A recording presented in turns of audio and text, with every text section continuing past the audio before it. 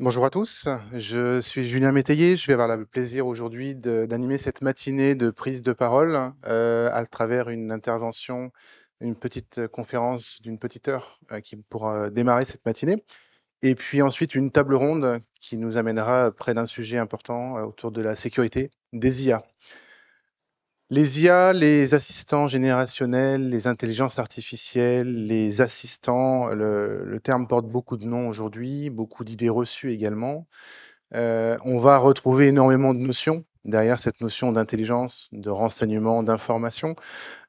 Avant de démarrer le sujet de la sécurité des IA, qui va être un petit peu la thématique de notre matinée, il va être important de faire le point sur ce qu'est une IA et ce que n'est pas une IA. Pour cela, nous avons demandé à Frédéric Second, qui va venir sur scène dans quelques instants, nous rappeler les fondamentaux de ce qu'est une IA, son histoire, un petit peu aussi, sans doute quelques anecdotes, en tout cas j'espère. Frédéric Second, je prends mes lunettes, est chercheuse en traitement automatique du langage naturel, avec en particulier une spécialité en recherche en sémantique. Elle a travaillé chez IBM, chez Xerox. Elle poursuit une carrière dans le privé, tout en gardant un pied dans le public, elle a rejoint l'INALCO en 2020. Elle a participé à une création d'un centre de recherche autour de l'analyse des données pour Viséo, une ETI française. Mais surtout, depuis 2020, elle est en charge de la mission défense et sécurité à l'INRIA, qui a pour but de répondre aux problématiques des pouvoirs publics, le MINARM, le MININT, en termes de défense et de sécurité. Je vous demande d'accueillir Frédéric Second, s'il vous plaît, avec toute la chaleur possible. Et je vous laisse la parole. Je vous remercie. Merci beaucoup, merci Julien. Alors, merci à tous, merci au ComCyber de m'avoir invité, d'avoir invité INRIA à participer à cette journée. Et pour reprendre ce que disait le général Bonnemaison, c'est important qu'on travaille ensemble, hein. Je veux dire aussi bien les ministères que les instituts de recherche, hein. Donc, on travaille beaucoup. Le CEA a été cité, on travaille ensemble sur ces sujets. Et pour revenir encore sur la mission dont je m'occupe, qui a été créée en 2020, le but, c'est vraiment de faire en sorte qu'INRIA et toutes les recherches qui se font chez INRIA et les développements soient un soutien aux politiques publiques, parce que c'est vu comme la grande mission de l'Institut de mettre à disposition des ministères, en particulier défense et intérieur, les résultats de cette recherche pour qu'elle ait de l'impact. Ça, c'est vraiment quelque chose qui est important dans la mission dans laquelle je m'occupe, avoir de l'impact. Et puis, du coup, on a effectivement différents projets en cours. Alors, le général Bonnemaison parlait de l'influence. Donc, on a différents projets autour de la lutte d'informatique d'influence, que ce soit des projets rapides. On a aussi un jeu sérieux autour de la lutte informatique d'influence. J'y reviendrai un petit peu sur comment l'IA et en particulier le traitement automatique du langage naturel peut aider à ce sujet. Voilà. Alors, comme il a été dit, moi, j'ai la lourde tâche de faire un panorama de l'intelligence artificielle. Alors, mon propos, il est pas scientifique, hein. L'idée, c'est effectivement de commencer par refaire, par brosser un petit peu qu'est-ce qui s'est passé, donc l'histoire de l'intelligence artificielle, et puis après de revenir un peu sur les différentes approches, les différentes méthodes qui sont utilisées depuis des années en intelligence artificielle, essayer d'expliquer un petit peu et brièvement, hein, encore une fois, hein, les exposés techniques, ils viendront par la suite, mais de redonner les bases, quoi. Quelles sont les différentes approches? Et puis bien sûr, je finirai par ChatGPT parce qu'on ne peut pas faire autrement, quoi. Voilà. Alors, du coup, on va Julien disait que serait d'avoir quelques petites anecdotes. Alors, j'ai essayé, hein, mais alors même déjà, si on cherche les définitions, je suis sûre que vous êtes toutes et tous amusés à essayer de trouver les définitions. Alors, en fait, je bouge, mais ça bouge pas. J'ai essayé des deux côtés. Ah, tourner, ouais, d'accord. Je vais vers vous, je pointe vers vous et voilà, ça y est, j'ai tout compris. Merci. Alors, non, on va revenir là. Du coup, si vous cherchez des définitions, alors il y a tout, hein. Alors, j'ai essayé, c'est comme les pizzas, vous savez, vous allez à la pizzeria et puis vous choisissez la napolitaine, la grenobloise, la voilà. Et donc, dans les différentes définitions, alors j'ai pris la poétique, hein, je commence par un poète, alors je ne sais pas s'il est poète, hein, mais Woody Allen, il dit que l'intelligence artificielle se définit contre le contraire de la bêtise naturelle. Bon, voilà, je ne sais pas si ça apporte grand-chose, mais en tout cas, c'est une façon de voir les choses. Il a sans doute beaucoup d'espoir en l'intelligence artificielle. Alors après, il y a ce que j'appelle la généraliste optimiste. Donc, c'est faire en sorte que les machines accomplissent des tâches qu'elles n'ont jamais faites. Donc voilà, du coup, on attend effectivement on voit déjà apparaître, l'idée de c'est pas possible. Pourquoi ça tourne là? Vous allez avoir toute ma présentation non, c'est par là, voilà. Bon, je touche plus à ça. Voilà, après, vous avez des définitions qui sont plus d'ordre, j'allais dire philosophique, hein. Donc un domaine de l'informatique, ça regroupe un ensemble de disciplines. Alors je reviendrai là-dessus, vous verrez qu'effectivement, il y a énormément de disciplines, qui se rattachent à l'IA, maintenant même on dit les IA, enfin c'est voilà. Donc un ensemble d'approches, voilà, il y a vraiment tous les aspects de l'intelligence artificielle. Après, il y a une définition plus informaticienne, qui va dire, qui va montrer un petit peu les types de méthodes. Donc il y a apprendre, organiser la mémoire, raisonner, coopérer. Alors qu'est-ce qu'on peut trouver encore? J'ai du mal à pointer vers vous quand, voilà. Après, alors vous avez une autre généraliste, qui est très sobre, hein. L'intelligence artificielle et l'intelligence dont font preuve les machines. Donc là, on s'engage pas, hein, voilà. Après, vous avez, c'est une branche de l'informatique. Après, vous avez, fonction cognitive, donc ça, on retrouve encore, des choses que les humains associent à l'esprit humain, tels que l'apprentissage et la résolution de problèmes. Alors là, on voit cognitif, tout ça, on y reviendra un petit peu après. On commence à voir des notions comme intelligence artificielle faible ou intelligence artificielle forte. Et puis après, une autre informaticienne, hein, en informatique, une machine intelligente idéale est un agent rationnel, flexible, qui perçoit son environnement et entreprend des actions qui maximisent ses chances de réussite d'atteindre un certain objectif. Donc ça, on est plus tourné vers les méthodes d'intelligence actuelles, hein, si je puis dire. Voilà. Alors l'histoire. Alors l'histoire, l'intelligence artificielle, il n'y a rien de nouveau sur le Soleil depuis très très longtemps. Les hommes ont pensé à des machines qui pourraient les remplacer, à des machines, ça veut dire oui, des systèmes informatiques, mais c'était pas exprimé en ces termes. Alors, bon, ça peut pas être exhaustif, bien sûr, mais j'ai pris quelques exemples qui me semblent intéressants.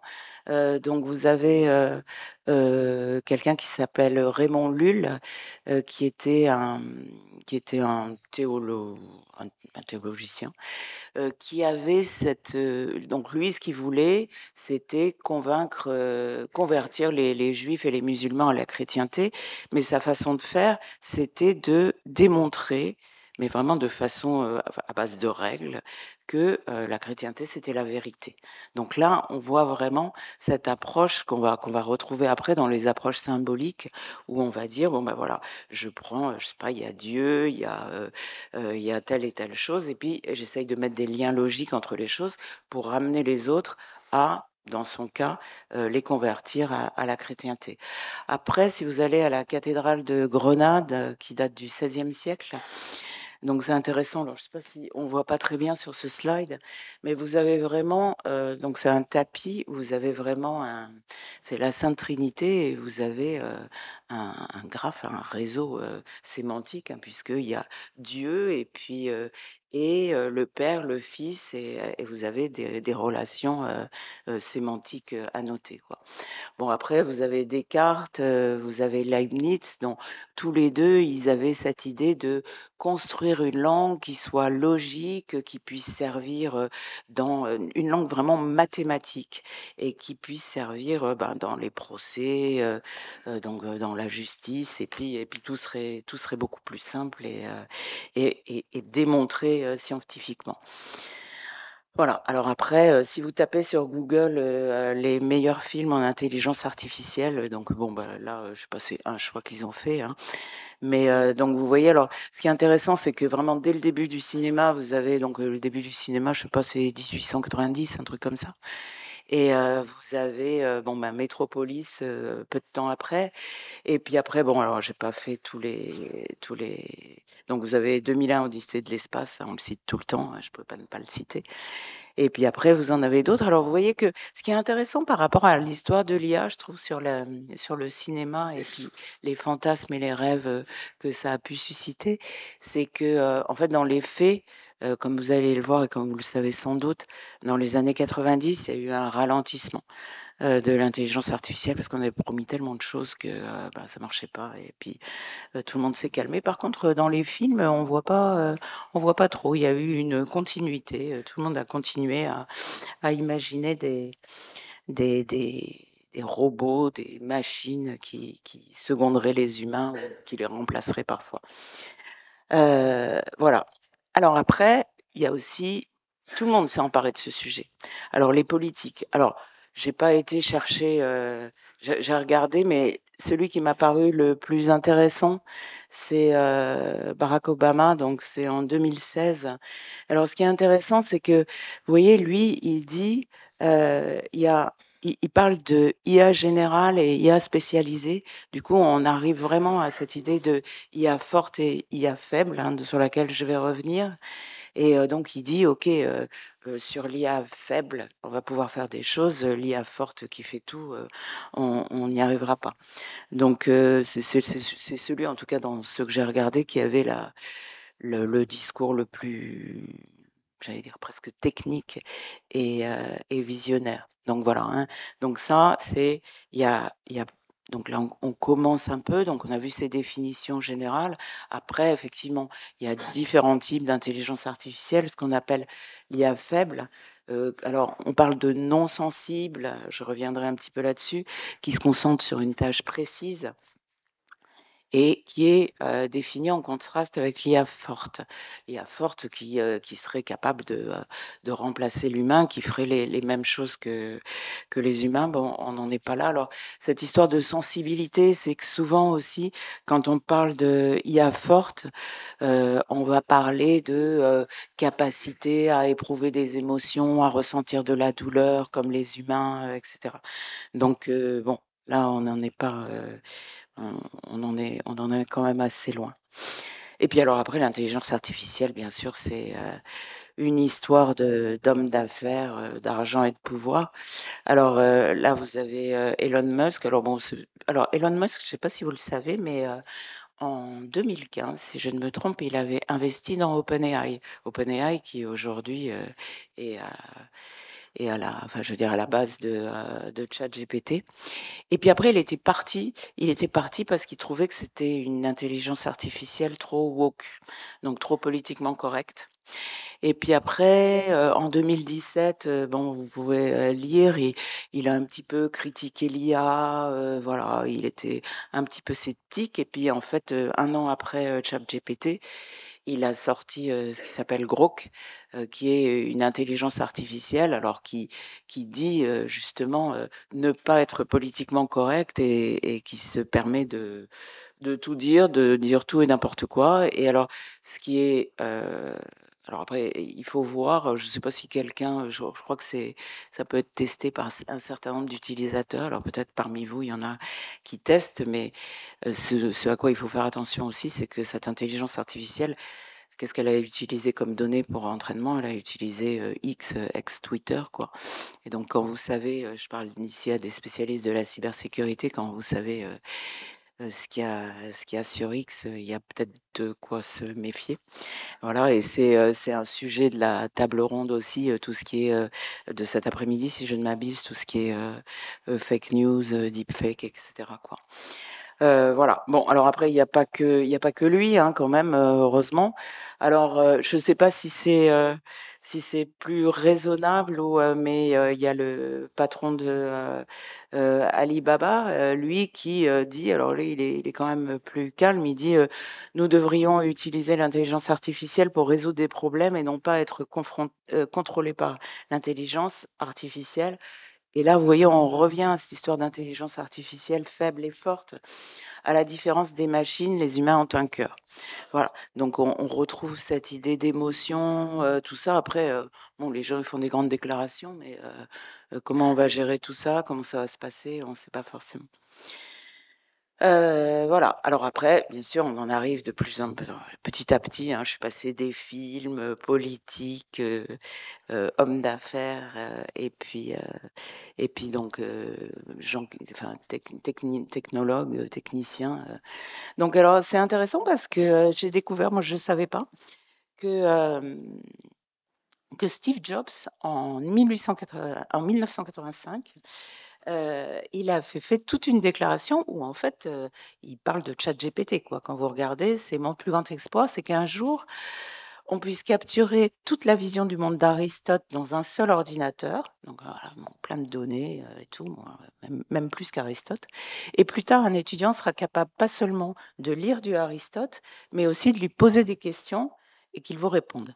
Donc c'était assez... ouais, voilà, aujourd'hui, on en est là, hein. Je ne sais pas si vous parlez tous les jours avec Aristote, mais peut-être vous pouvez. Bon, puis alors après, il y a eu vraiment dans les années 2015, 2016, tout ça, il y a eu les chatbots. Alors, je fais ce parallèle avec l'IA, hein, parce que effectivement, aujourd'hui, ChatGPT, vous avez intelligence artificielle, et puis chatbot. Donc là, vous retrouvez tout le monde, hein, je vous laisse lire, mais vous avez Facebook, vous avez Google, vous avez Microsoft. Bon, voilà. Donc, tout le monde, alors bon, Google, Microsoft, enfin non, Google, Amazon, oui, Amazon il est après. Voilà, donc ça c'est l'époque où on a vu apparaître ben, tout ce qui était les Google Home, Amazon Echo, etc. Et puis Siri aussi, voilà. Donc petit à petit on est arrivé à bon, ben, on voit apparaître dans le discours des grosses boîtes des GAFA cette notion d'intelligence artificielle, mais aussi comment elle va rentrer dans notre vie et bon, ces rêves et ces fantasmes qu'avaient les autres bien avant eux commencent à se réaliser. Alors après, si on regarde petit à petit, je vais de plus en plus dans la science. Alors évidemment, on va commencer par Turing, mais je reviendrai là, je vais balayer rapidement un petit peu certaines étapes, hein. C'est un choix, il peut y en avoir d'autres, mais je les ai trouvées assez révélatrices. Alors, ce qui est intéressant chez Turing, j'y reviendrai, c'est que pour lui, l'IA, ça va être un moyen. Et puis, en 1956, il y a eu une conférence à Darmstadt où le terme d'intelligence artificielle est arrivé et l'intelligence artificielle, c'est devenu un but. C'est-à-dire que c'était plus quelque chose qu'on allait utiliser pour un certain nombre de choses, mais c'était devenu un objet d'étude. Voilà, bon alors 2001 Odyssée de l'espace, j'en ai parlé. Alors après, il y a eu les premières applications qu'on a vues de l'IA, c'était alors il y a un système ELISA, je ne sais pas si certains ou certaines d'entre vous l'ont déjà utilisé, mais c'était une espèce de psychothérapeute ELISA, et du coup c'était assez simple, hein, il n'y avait pas beaucoup de vocabulaire, mais là, le dialogue commençait toujours par vous allez comment aujourd'hui? Alors vous disiez bah, ça va pas bien, et puis il vous répétait la question sous une autre forme. Il vous disait bah, pourquoi ça va pas bien? Et puis je sais pas, vous dites je me suis disputée avec, je sais rien, avec ma mère. Allez hop, donc voilà, c'est ce qu'on dit à un psychanalyste, non? Et du coup, il dit, mais c'est quoi votre problème avec votre mère? Voilà. Et ça fonctionnait assez bien, en fait. Alors, c'est encore en ligne, j'ai essayé, c'est assez rigolo, mais il y a des gens qui étaient devenus vraiment accros, hein. Avec Elisa, c'était un programme assez intéressant. Et alors, comme il y avait Elisa, quelques quelques années après, il y a eu Paris. Alors Paris, c'était l'inverse, c'était le patient. C'était modéliser un patient schizophrène. Et je crois même que il y a eu à un moment, peut-être en 74, enfin je sais pas, dans ces eaux-là, ils ont organisé un dialogue entre Elisa et Paris, quoi. Donc le psychothérapeute et le robot schizophrène. Voilà. Après, en 2006, vous avez eu l'apparition. Donc, on voit un petit peu ces assistants, puisque c'était un lapin qui répondait à vos questions. Voilà. Donc, après, bon, en 2010, vous avez Watson dans Géopardy, hein, IBM, ça, je vais pas revenir là-dessus. Vous avez Siri, et puis après 2011, Google Now, qui après est devenu Google Assistant, je pense, et puis après Google Home. Puis alors Alexa côté Amazon, vous avez eu Cortana côté Microsoft qui était plus dédié au business. Et puis aujourd'hui, on est ChatGPT à fond.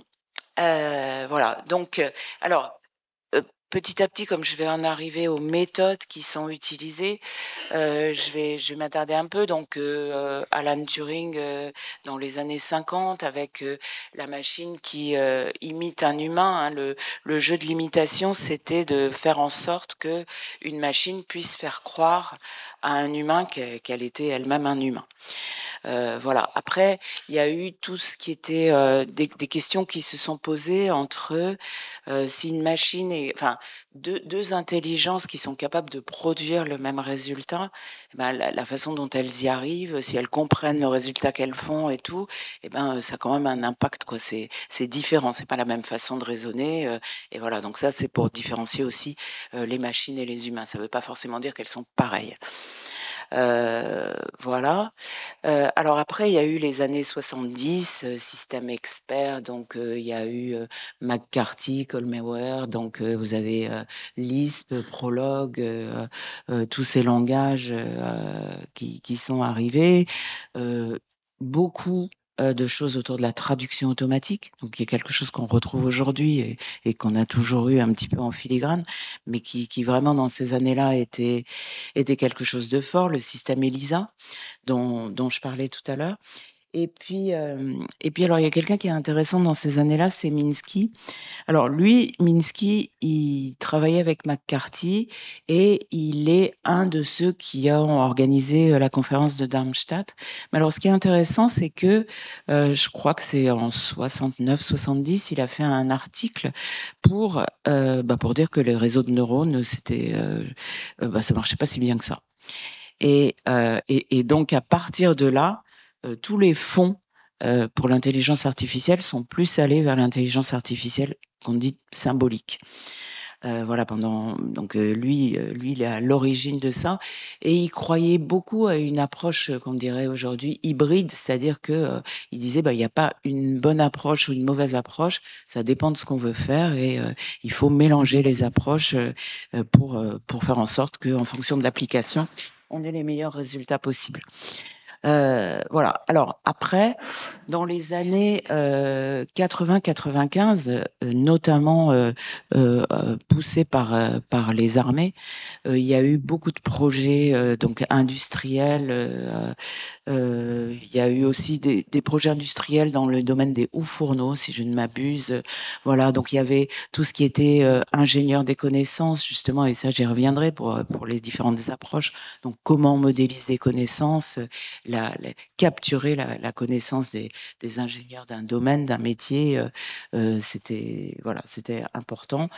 Donc voilà, ça c'est années 80-95 et puis en 90 il y a eu comme on avait fait des tas de promesses et tout, puis on n'y est pas arrivé, surtout autour de la traduction automatique, mais les robots intelligents, enfin je me souviens on allait tout faire et du coup moi quand j'ai commencé ma carrière on n'avait plus le droit, je commençais en traitement du langage naturel, hein, on n'avait plus le droit de parler d'IA, quoi. C'était un mot tabou, quoi. Et puis après, retourne en force de la discipline. Alors pourquoi? Bon, puissance de machine et puis données, données, données. Il y a plein de données partout. On s'exprime partout, on dit ce qu'on pense partout, et ça, on y reviendra. C'est ce qui fait que beaucoup de choses ont changé, quoi. Et donc là, hop, retour des fantasmes et des grandes espérances avec est-ce que Google va pouvoir résoudre le secret de la mort et toutes des choses les plus délirantes possibles qu'on puisse voir. Donc maintenant, je vais passer à la dernière partie où je vais détailler un petit peu, mais en restant un peu général pour essayer de présenter les différentes approches et comment elles ont évolué au tout cours du temps. Alors, ouais, c'est ce que je vous disais tout à l'heure, hein, l'intelligence artificielle, bon, ça c'est un schéma, mais vraiment il y a tout. Il y a les connaissances, le raisonnement.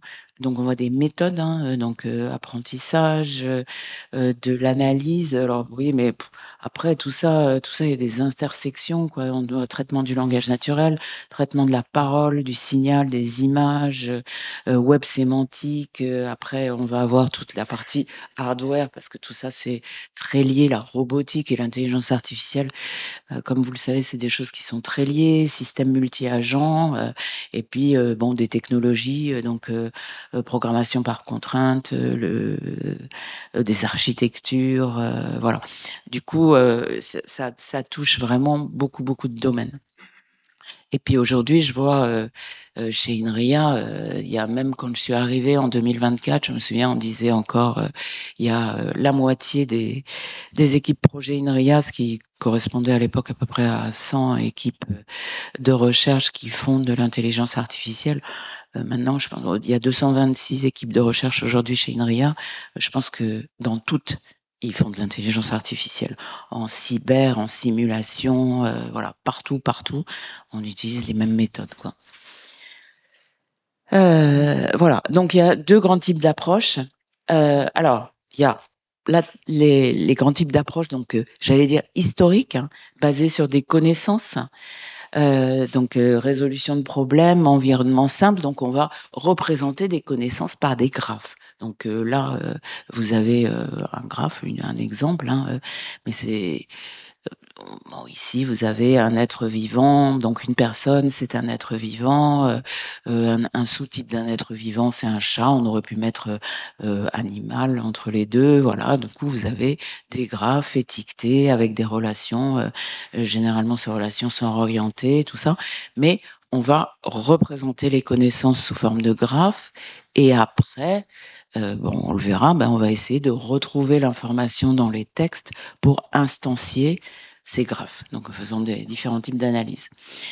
Et puis après, il y a une autre approche qui est plus celle qui est utilisée de façon massive aujourd'hui, qui est basée sur les données. Du coup, là, l'idée, c'est plus de donner à la machine un graphe de connaissances, de partir d'une représentation des connaissances, mais de lui donner des données pour que la machine elle-même apprenne ses connaissances. Voilà, donc retrouve toutes ces relations, retrouve ce graphe. Voilà, et puis ça, plus on a de données avec cette notion d'apprentissage que on part avec un ensemble, et puis au fur et à mesure qu'on apprend, qu'on apprend, que la machine apprend, elle devient de plus en plus apte à faire à avoir de meilleurs résultats. Et aussi, ce qui fait une différence ici, c'est que ces machines vont pouvoir faire de la prédiction. Et puis bon, ça va être je vous spoil un peu la fin, mais ChatGPT, il faut pas oublier que, je veux dire, au bout du bout, c'est quelque chose qui est juste une machine qui est juste capable de prédire le mot d'avant et le mot d'après. J'exagère un peu, mais c'est à peu près ça, quoi. La technique sous-jacente, elle est là, quoi. Après, on va voir, ça peut faire des choses assez étonnantes, mais le but, le truc, c'est ça. Donc, il y a vraiment cette idée de faire de la prédiction. Voilà. Du coup, On va commencer par plus les méthodes à base de connaissances, hein. Donc au départ, il y avait le cerveau humain, c'était l'âge des règles. Je dois vous dire que quand j'ai fait cette présentation, j'étais même un peu nostalgique parce que j'ai été retrouver des systèmes sur lesquels j'avais travaillé, quoi. Et d'ailleurs, je vais vous montrer. Et je me disais, mais c'est dingue, quoi. Est-ce que cette vie professionnelle a servi à quelque chose aujourd'hui, quoi? Alors bien sûr, vous êtes tous censés dire oui, bien sûr. Mais bon. Et du coup, l'intérêt là, c'est qu'on avait, comme on modélisait, qu'on écrivait des règles, on savait. Si un système disait n'importe quoi, on savait pourquoi. On se disait, OK, telle règle, elle m'a produit tel résultat et c'est pour ça que ça n'a pas marché. Voilà. Alors, je vais plus donner des exemples en traitement du langage naturel parce que bon, c'est plus facile pour moi parce que c'est ma discipline, mais en plus, aujourd'hui, ChatGPT, je veux dire, OK, traitement du langage naturel. Alors justement, je vais insister là-dessus. Aujourd'hui, on parle de ChatGPT. Avant, je me souviens quand les gens me disaient qu'est-ce que tu fais, je disais traitement du langage naturel. On me disait oh c'est quoi ça? Je disais traduction automatique. Maintenant, c'est bien, je dis ChatGPT. Voilà. Ceci étant, ça c'est un peu réducteur. Donc le langage naturel, il a beaucoup d'applications, hein. Recherche d'informations, extraction d'informations. Alors donc détection, là j'ai donné quelques exemples d'émotions, de sentiments, de fake news. Alors donc j'ai pris des exemples donc par rapport à la cybersécurité, hein, donc fake news, discours radicaux. Donc il a été question tout à l'heure dans l'introduction du général Bonnemaison de justement influence, hein, donc effectivement travailler sur des sources ouvertes, donc faire soit de l'offensive, soit du défensif, soit détecter, soit essayer de voir comment fonctionnent ces mécanismes-là pour des tas de choses, hein, pour faire des contre-discours, pour faire de la propagande soi-même, etc. Voilà. Et donc, traitement d'informations non structurées et puis fusion de toutes ces informations pour arriver à détecter, je sais pas, par exemple, chez INRIA en ce moment, on a un projet européen qui traite de la détection de communautés à risque de radicalisation sur les réseaux sociaux pour faire de la prévention. Voilà, bon, pour les services de renseignement, c'est le traitement du langage naturel. Typiquement, c'est quelque chose qui est important. Un autre exemple plus proche du ComCyber, on a travaillé avec le CIAE où ils ont testé un outil qui donc le CIAE, hein, le Centre interarmé de l'action sur l'environnement. Donc là, pour le coup, on est en plein dans l'influence sur un outil qui vous permet de dire que à tel moment, il y a telle et telle personne qui parle sur les réseaux sociaux et il parle de telle chose. Et ça, c'est complètement indépendant de la langue. Voilà. Donc c'est des petits exemples très concrets, mais de ce qu'on cherche à faire, là je reviens à faire la pub pour Inria, mais de ce qu'on cherche à faire, quand je dis avoir de la recherche qui a de l'impact, quoi. Voilà. Alors voilà, c'est là où j'étais très nostalgique, hein. Du coup, vous voyez, ça c'était, alors c'était pas si vieux que ça quand même, hein, c'était dans les années 2000.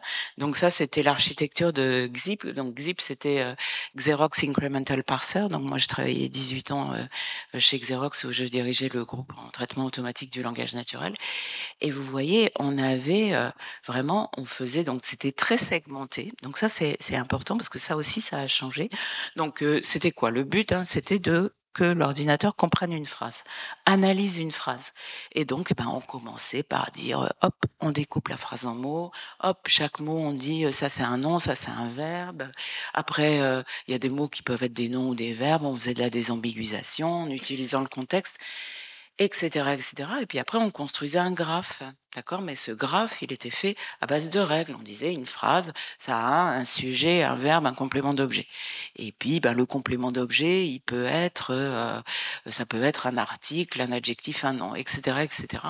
Et puis petit à petit, on arrivait à le graphe syntaxique, hein, grammatical qu'on a. Donc c'était comme ce qu'on faisait, en tout cas quand j'étais petite à l'école primaire, où on faisait de l'analyse grammaticale. Mais après, on allait plus loin. Donc on essayait de comprendre un peu plus la sémantique. Du coup, on mettait des étiquettes sémantiques, on mettait des règles, du raisonnement sur ces chunks là, pour essayer de comprendre les choses. Pareil, on faisait de la coréférence, on faisait des choses et ça marchait pas si mal. Voilà.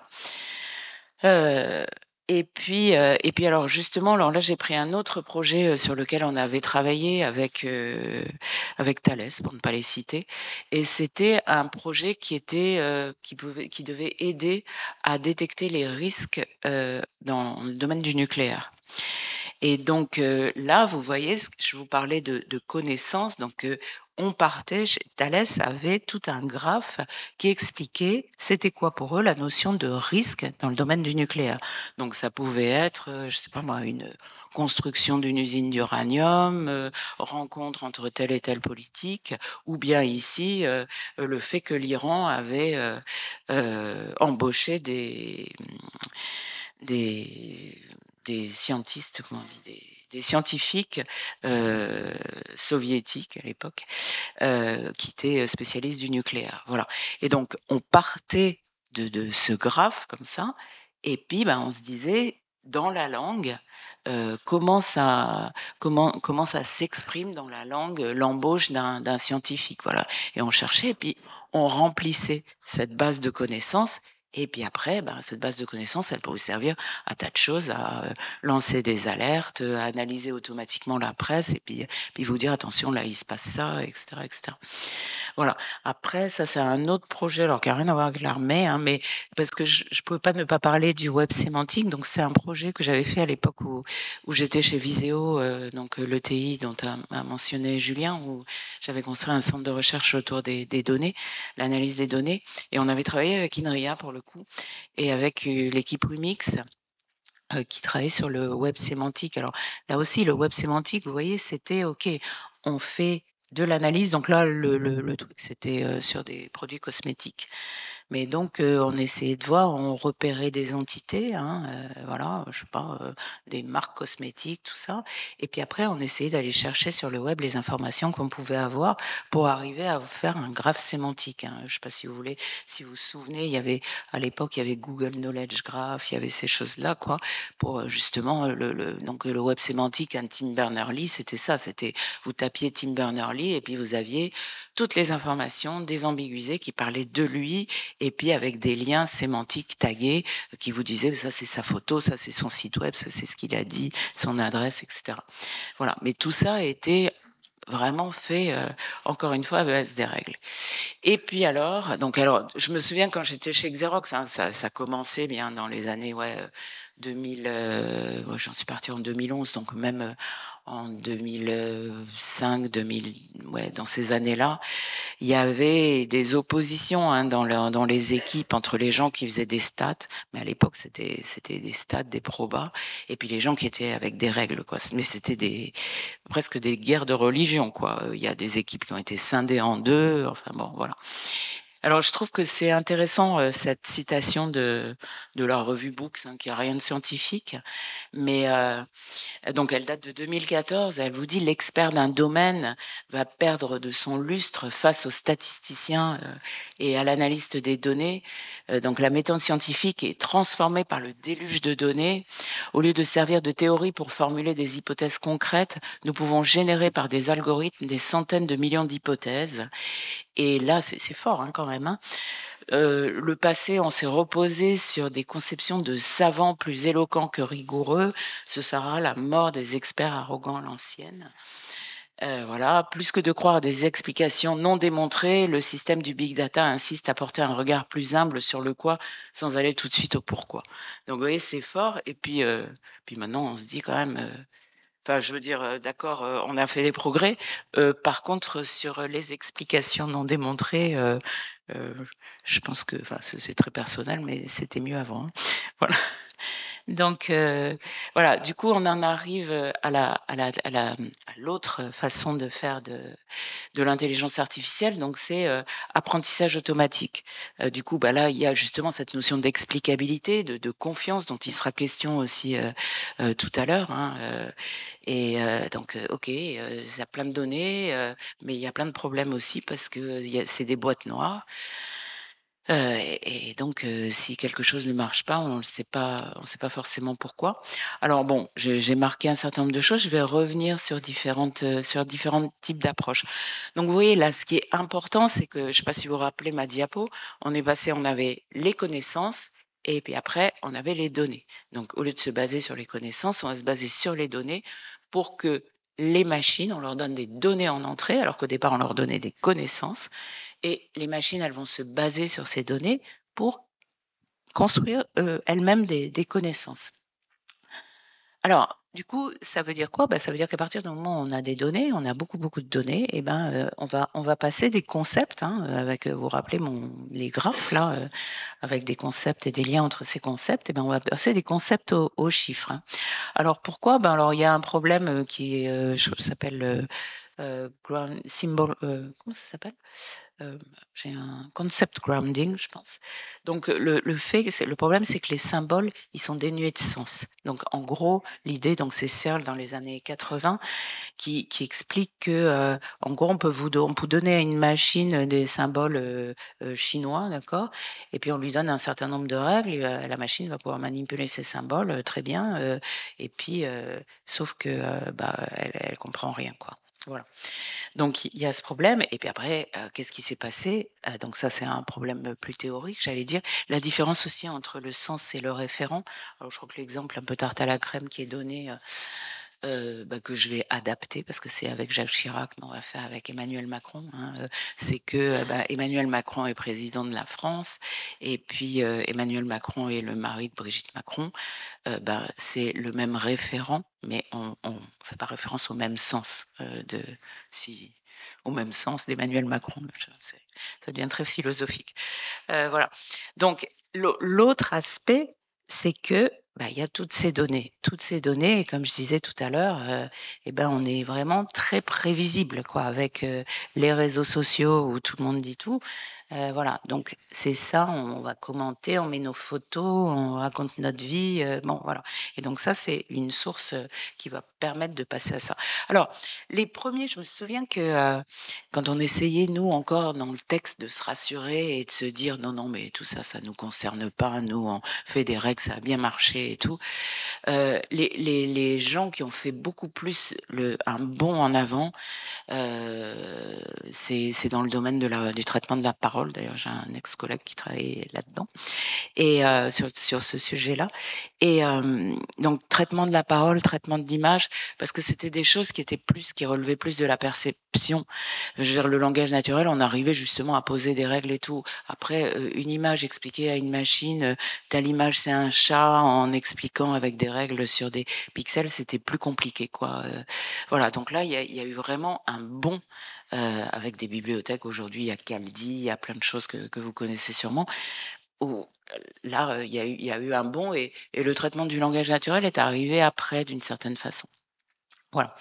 Donc après, euh, euh, comment on va passer à tout ça, hein? Du coup, donc on passe du concept aux données. Donc, qui dit données, on va passer à des valeurs numériques. Du coup, l'idée, ce qui était, on la trouve même assez tôt, hein, quand j'étais encore chez Xerox, il y avait tout ce qui était vector space model, ça commençait pas mal. Et du coup, on va transformer les mots en vecteurs. Alors, pour transformer un mot en vecteur, il y a plusieurs façons de faire. On peut compter les mots, compter des groupes de mots, etc. Ou bien on peut compter les mots, donc les fréquences, et choses comme ça, et puis faire des probabilités, c'est ce qui se passe dans les modèles de Markov cachés, par exemple. Ou alors on va utiliser une représentation dans laquelle le mot va plus avoir un sens, quoi. On va prendre son contexte, donc les mots adjacents. D'accord?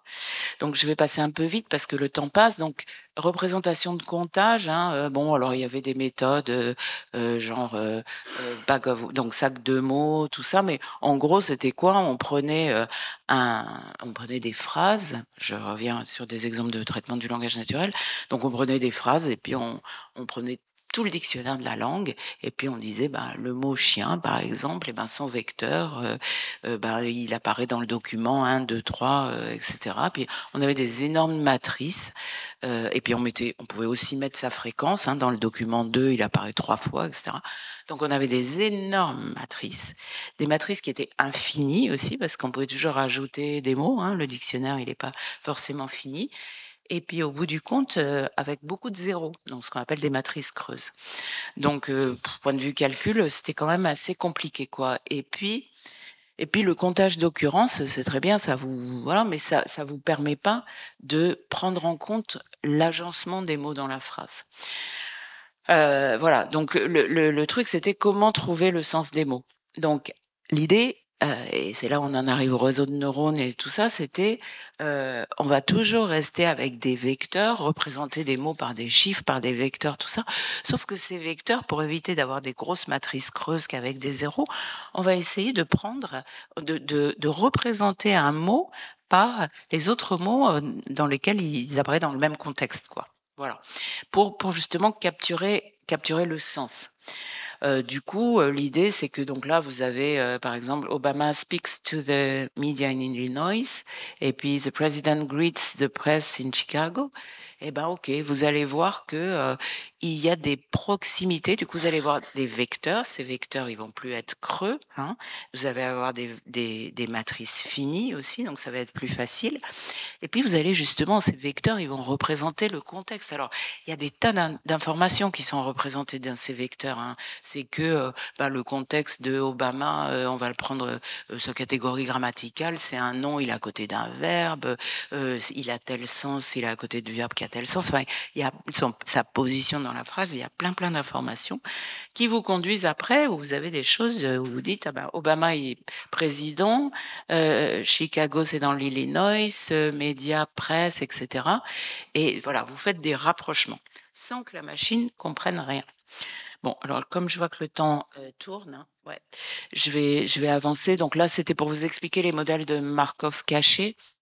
Parce que dans les modèles de Markov cachés, donc là, c'est la phrase classique en linguistique, en tout cas quand les étudiants commencent, on dit la belle ferme le voile, et c'est ambigu en fait, parce que vous avez qu'à regarder, vous verrez, voilà. Et donc l'idée ici, c'est de se dire, est-ce que ferme, c'est un adjectif, un nom ou un verbe? Et alors, on va compter le nombre de fois où le mot ferme apparaît dans un ensemble de documents comme un verbe ou un nom, voilà. Mais aussi, on met des probabilités. Donc là, dans les modèles de Markov cachés, on a un petit peu de contexte parce qu'on se dit, ah ben, le nom ferme, quand il apparaît avant un article, il y a plus de chances que ce soit un verbe, quoi, voilà. Donc, on arrive, etc., mais on est encore loin d'arriver à vraiment prendre du contexte éloigné. Ça aussi, c'est important. Et puis de trouver le sens des mots. Du coup, bon, allez, hop, je saute plein d'années, mais on en arrive au réseau de neurones. D'accord. Donc en gros, un réseau de neurones, hein, vous savez tous, je ne vais pas revenir, l'image elle est claire, mais il y a trois choses dans les réseaux de neurones, donc dans un réseau artificiel, hein. On va avoir les neurones, la couche d'entrée, qui reçoit les entrées, hein, les données, etc. On a toute une couche cachée qui est là où se passent tous les calculs, où il y a énormément de couches, et puis il y en a beaucoup. Et puis après, on a les neurones de sortie. Bon, je vais donner un exemple, hein, voilà. Et donc le deep learning, donc il y a des réseaux de neurones avec plus ou moins de couches et tout. Et puis le deep learning, c'est plus il y a de couches, plus c'est apprentissage profond. Voilà, donc l'exemple classique, hein, que j'ai repris, hein, donc c'est la reconnaissance d'image. Du coup, en entrée, donc le but ici, c'est de dire est-ce que c'est une image de chien ou pas, quoi, hein, d'accord. Donc, en entrée, vous avez un ensemble d'images de chiens, voilà, étiquetées ou pas, hein, ça on y reviendra. Après, vous avez une couche cachée, et puis après, ça vous dit, ok, en sortie, vous avez un neurone, ça vous dit oui, non, c'est un chien, c'est pas un chien. Donc, c'est des tâches de classification. Voilà. Et puis, alors là, j'ai commencé à vous en parler. On arrive avec ces histoires de plongement de mots. Donc, dans les réseaux de neurones, ça veut dire quoi? C'est toujours pareil, hein, c'est arriver à, à prendre toutes les informations qu'on a et à la plonger dans un espace plus petit pour arriver à s'apercevoir que la relation entre France et Paris, c'est la même qu'entre Espagne et Madrid, c'est la même qu'entre Washington et les États-Unis. Et une fois qu'on a ça, vous voyez qu'on peut prédire un certain nombre de choses, quoi. On peut prédire, si on sait juste que Spain et France, voilà, que c'est deux pays, que Madrid c'est la capitale de l'Espagne, et ben après, si vous savez qu'il y a un lien entre Paris et France, hop, vous allez pouvoir dire que c'est la capitale, voilà. Bref, donc vous allez pouvoir faire un certain nombre de choses, vous allez pouvoir faire des prédictions. Voilà. Donc les premiers qui sont apparus, les réseaux de neurones, en tout cas en traitement du langage naturel, c'était Word2Vec. Et donc encore une fois Word2Vec, donc des mots à un vecteur. Et puis qu'est-ce qu'on faisait? Ben on prenait, enfin c'est toujours utilisé d'ailleurs, hein, on prend des fenêtres, donc 5 mots par exemple. Et puis vous voyez le mot en bleu là, c'est le mot sur lequel on porte notre attention. C'est un mot important parce que je vais y revenir pour terminer. Et puis après, l'idée, c'est de faire en sorte que l'algorithme prédise un peu quel va être le mot d'avant, le mot d'après, etc. Et pour prédire ça, il y a deux façons. Soit on part du mot, soit on part de son contexte. Voilà. Donc, c'est deux méthodes les deux méthodes de fonctionnement de Work2Vec. Donc, je ne vais pas revenir à ça, je vous l'ai dit. Et donc, vous voyez, hein, on voit petit à petit que c'est ce que je vous disais, ces réseaux de neurones, par rapport aux autres méthodes que je vous donnais tout à l'heure, ils sont capables d'effectuer des prédictions statistiques, d'établir des corrélations. Attention, corrélation ne veut pas dire explication. Donc ça, c'est un gros problème. Donc là, c'est classique, hein, ces exemples de vous avez des courbes qui sont pareilles sur le taux de divorce dans le Maine et la consommation de margarine. Bon, ça veut pas dire que ça veut dire qu'il y a une corrélation, mais enfin, je veux dire, c'est pas une explication, quoi, c'est pas une cause. Voilà. Alors après, maintenant qu'on a tous ces modèles et tout, il y a différentes façons d'apprendre. D'accord? Donc il y a de l'apprentissage supervisé. Donc là, ce qu'on appelle typiquement le machine learning classique, hein, où vous allez donner un ensemble de données annoter. Donc, je ne sais pas si on reprend le texte, hein, vous allez dire ça c'est un nom, ça c'est un verbe et tout. Et puis la machine, petit à petit, elle va apprendre et puis à partir de là, elle va pouvoir prédire. Voilà, avec les étiquettes dont on dispose. Après, il y a l'apprentissage non supervisé. Donc là, on en a déjà pas mal parlé. Alors, c'est ce qui se fait beaucoup aujourd'hui. Mais enfin, dans les couches cachées, il y a un peu tout type d'apprentissage aussi, hein, voilà. Et donc là, la machine, elle ne sait pas quelles sont les bonnes et les mauvaises réponses. Elle essaye de trouver, avec ces approches par réseau de neurones et avec cette notion de distance entre les vecteurs, quelle est la meilleure prédiction possible.